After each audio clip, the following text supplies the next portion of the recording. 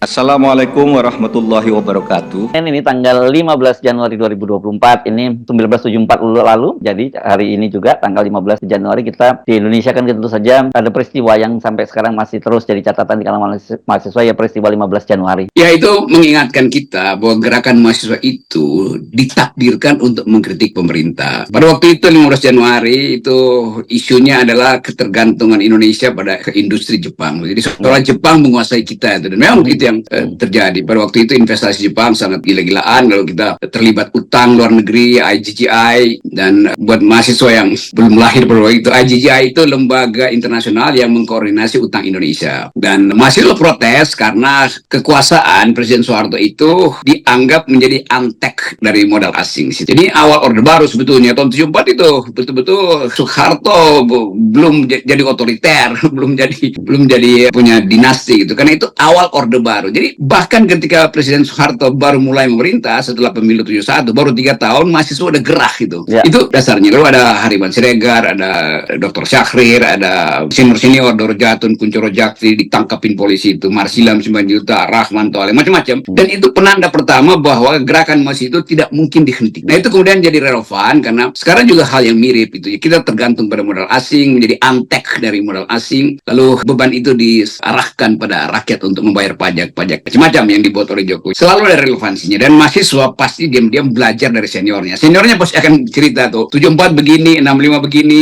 98 begini, terus menerus. Jadi ada pewarisan nilai di situ, yaitu pewarisan moral force. Ya, di Taman Ismail Marzuki mengingat bahwa peran mahasiswa itu adalah bagian integral dari pengendalian politik itu, dan peran mahasiswa juga bagian etis dari semua revolusi yang menumbangkan rejim otoriter. Jadi mahasiswa pakailah momen ini untuk refleksi bahwa energi kalian itu tetap merupakan tumpuan dari keinginan rakyat untuk perubahan politik. Nah, kita kemarin membahas soal perubahan politik yang tanda-tandanya bahwa kalau dalam bahasa yang kita kemarin sebutkan, bahasanya Faisal Basri itu untuk membujuk gitu ya, membujuk para menteri seperti Sri Mulyani dan Basuki itu untuk mundur dari kabinet sebagai bocoran halus gitu ya.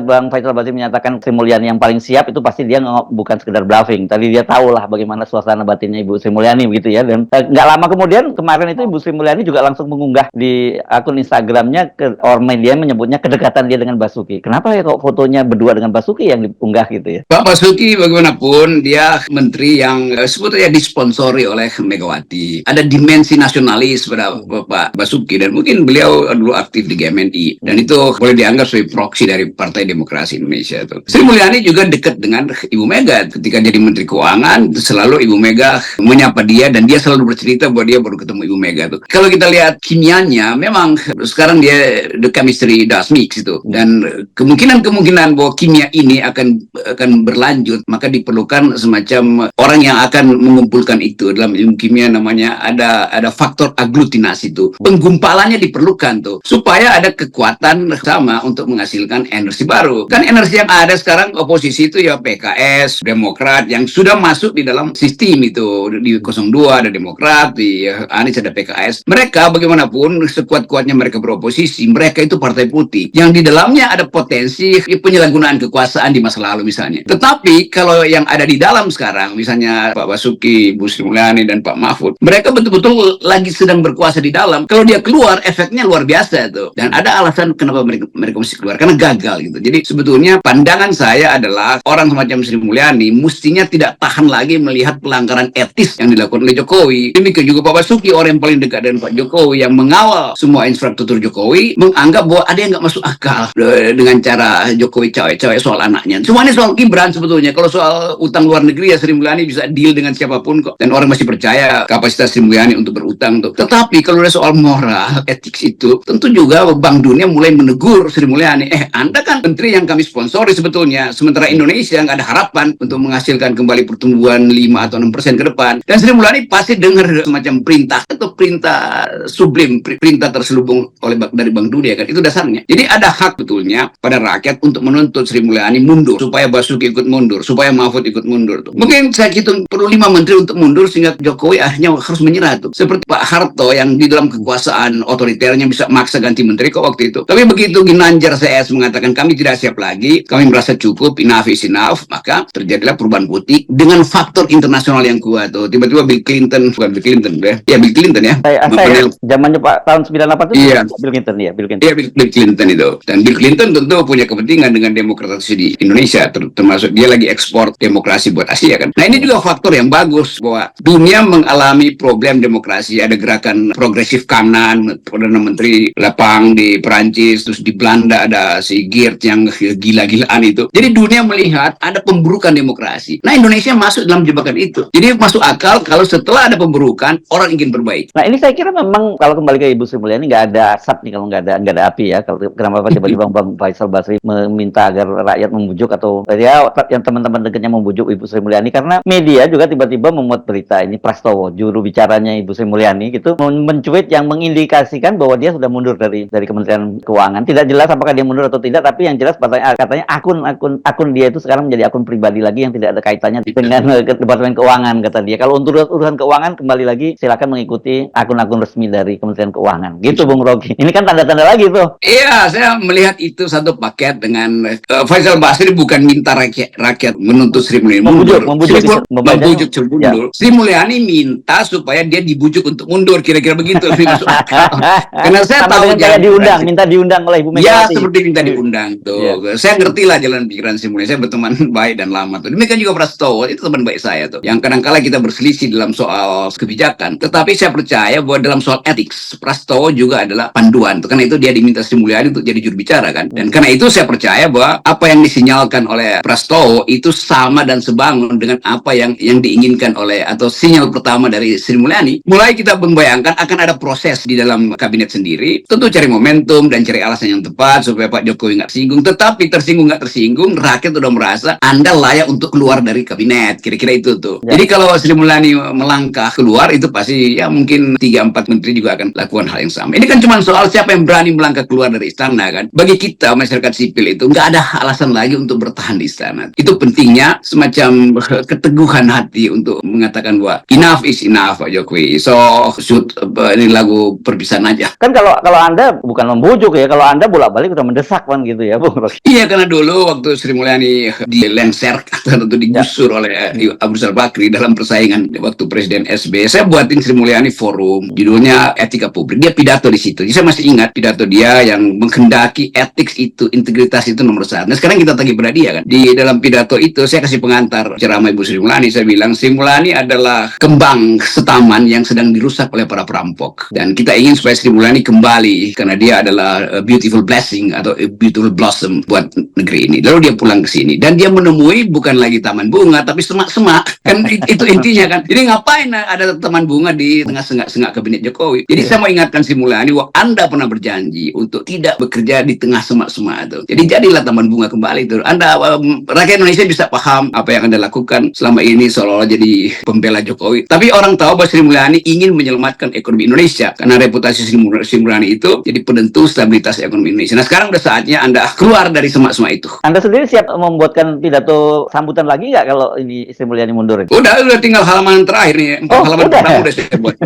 Musim semi akhirnya tiba kembali. Kira-kira begitu saya mau buat pada Sri Mulyani. Ini kan soal momentum ya, Bung Rocky. Jadi dugaan aja ya, kita dugaan aja. Itu akan terjadi kalau sebelum pemilu, sebelum pilpres artinya tinggal beberapa pekan lagi itu pasti akan sangat signifikan ya yang terjadi akan merubah. Itu yang kita sebut lagi itu betul-betul jadi game changer lagi ya kalau itu terjadi ya.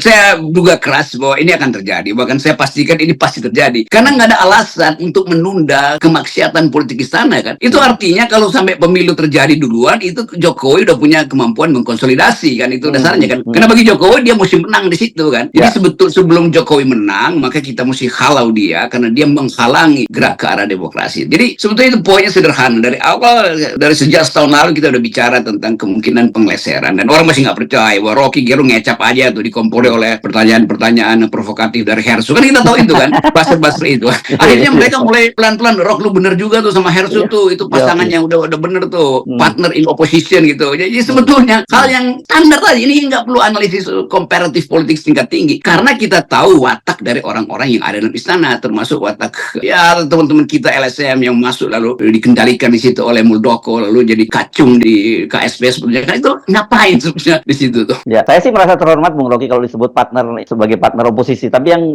saya nggak mau kalau disebut partner in crime, ya itu bahaya itu kalau disebut. Ya kita lagi berupaya untuk balance financing partnership dalam kriminalitas di istana kan. Dan itu perlu pembicaraan semacam kita di sini. Dan orang menganggap bahwa ya acuan kita atau acuan publik itu adalah mereka yang ingin melakukan perubahan tuh. Nah, FNN selalu disapa sebagai potensi itu kan. Kan tadi juga saya dapat WA dari seorang bapak yang mengirim WA ke saya, orang lain terusin ke saya, dia bilang dalam WA itu, anaknya umur 9 tahun kelas 3 SD setiap pagi itu selalu buka FNN, Rocky Gerung Official, untuk nunggu keterangan apa yang terjadi di Republik ini. Jadi bayangkan bapaknya juga terkagum-kagum bahwa anaknya mulai mampu untuk mencerna, walaupun dia sindir saya, istilah-istilah sulit dari Hersud dan Rocky Gerung. Tapi anak itu ingin tahu apa yang terjadi tuh. Dan saya kira biasa tuh, anak umur 9 tahun dia udah tahu kasakusuk di TikTok kan. Jadi kelihatannya udah ada lapisan baru, yaitu anak-anak 9 tahun itu untuk menggantikan anak-anak yang dipaksa untuk menjadi wakil presiden. Ini saya kira yang kedua kali ya, kalau nggak salah berapa? Sepekan atau 2 pekan yang lalu? Ya, ini dua kali itu dapat berita. Dan terima kasih buat Bapak yang mengasuh anaknya sehingga mampu atau membantu anaknya umur 9 tahun SD kelas 3 mampu mencerna politik Indonesia. Walaupun dalam bahasa yang memang ada sedikit diabstrakkan, karena ini FNN forum untuk mencerdaskan, ikut mencerdaskan pendidikan politik. Saya kira gini ya, kalau tanda-tanda semacam itu sebenarnya sudah muncul juga ketika kemarin soal Ibu Sri Mulyani menyinggung soal utang baru yang dibuat untuk membiayai alutsista yang diajukan oleh Pak Prabowo. Kan sebenarnya sempat Ibu Sri Mulyani juga bilang begitu. Nah, sekarang ini juga sedang ribut-ribut ini Bung Rocky, ini banyak sekali para pengusaha terutama tempat hiburan yang udah mulai teriak, bahkan di Hotman Paris pengacara yang juga punya tempat hiburan teriak karena mereka sekarang dikenain pajak baru sampai 40-75%. Saya tadi mikir-mikir ya 40-75% ya nggak usah punya bisnis saja kalau sampai pajaknya segitu. Justru dalam keadaan krisis ekonomi, orang mau spending untuk menenangkan batin, maka pergi ke tempat hiburan, karaoke, tempatnya indoor atau makan-makan itu. Jadi kelihatannya pemerintah kalap, dia nggak tahu mau pajakin apa lagi tuh. Saya kira itu juga yang jadi beban pada Sri Mulyani kan. Kan Sri Mulyani itu orang yang harusnya cuma jadi kasir, dia cuma ngurus uang keluar tuh. Sekarang dia mesti jadi tukang pajak kan, malakin pengusaha kan. Apalagi malakin wilayah-wilayah yang ya kafe kecil ngapain mesti dipajakin 40-75%. Dulu pendapatannya apa gitu kan. Karena itu beban juga pada UMKM yang mensuplai misalnya kopi pada si kafe itu, suplai bakpia segala macam itu kan. Jadi intinya adalah kekalutan pemerintah. Dia tidak tahu lagi dapat uang dari mana, maka dia rampok kafe-kafe kecil itu tuh. Itu kan gila tuh, 40% itu artinya mencekik leher tuh. Jadi Jokowi itu betul-betul bengis tuh. Dia peres rakyat untuk bayar pajak, dan pajak itu dia pakai untuk bangun museum dia yang akan jadi IKN. Itu kan museumnya Jokowi itu. Tapi kalau saya baca dalihnya dari Kementerian Keuangan, justru mereka akan menyelamatkan UMKM gitu, karena yang 40-70% itu ya tempat hiburan yang menengah ke atas gitu, sementara UMKM kayaknya diturunkan. Tapi tadi ketika mendengar penjelasan Anda, iya juga kan, banyak sekali perusahaan-perusahaan besar ini juga mendapat suplai dari perusahaan-perusahaan UMKM kan. Kalau kemudian terdampak juga, mereka UMKM-nya juga bakal kena juga, para pekerjanya. Saya membaca misalnya Inul, dia mengaku tadinya dia punya karyawan 9.000, sekarang tinggal 5.000 gitu. Jadi dia bingung kalau ini naik lagi mesti turun, dikurangin berapa lagi yang karyawannya ini. Jadi poin itu selalu, beban itu akhirnya pada konsumen. Dan dalam keadaan daya beli menurun, itu artinya kafe-kafe itu akan bebankan kepada konsumen kan, pajak itu kan. Ya. Jadi terlihat bagaimana, kita sebut aja bahwa pajak itu sebetulnya upaya untuk mendistribusikan keadilan. Nah sekarang pajak itu menjadi upaya untuk memeras rakyatnya sendiri kan. Dan kita ingat bahwa pajak itu cara biadab untuk mempertahankan peradaban. Tapi kita setujui kalau dia menghasilkan keadilan. Kira-kira itu kan. Kebiadaban yang bisa kita tolerir adalah pajak. Asal pajak itu menghasilkan keadilan. Di Amerika misalnya ada doktrin bahwa no taxation without representation. Tidak ada pajak tanpa ada perwakilan yang adil. Sekarang perwakilan yang adil itu tidak ada, tapi kenapa kita mesti dipajakin? Kalau kemudian tadi itu dugaan Anda itu meleset, ya kita tentu saja makin tahu seperti apa sebenarnya posisi Ibu Sri Mulyani ya. Tidak seperti yang selalu Anda bayangkan gitu, kalau memang tidak terjadi itu. Sri Mulyani, ini adalah pengakuan terakhir dari rakyat terhadap integritasmu. Kalau Anda lalai di situ, seluruh sejarah akan kutuk Anda tuh. Dan itu kutukan itu akan berbekas sampai ke lingkungan yang anak cucu lah, lingkungan akademis. Dia akan tersingkir, akan terhina sebetulnya. Jadi sebelum hinaan itu tiba, mending cari kardus Ibu Sri Mulyani, benahi buku-bukumu dan foto-fotomu, langsung panggil Gojek supaya berangkat hari ini juga keluar dari. Saat ini menjadi saksi bagaimana pidato Bung Karno selalu menggetarkan. Dedication of life disampaikan di sini, mengajarkan kita agar bisa mengabdi pada bangsa dan negara. Wassalamualaikum warahmatullahi wabarakatuh. Terima kasih.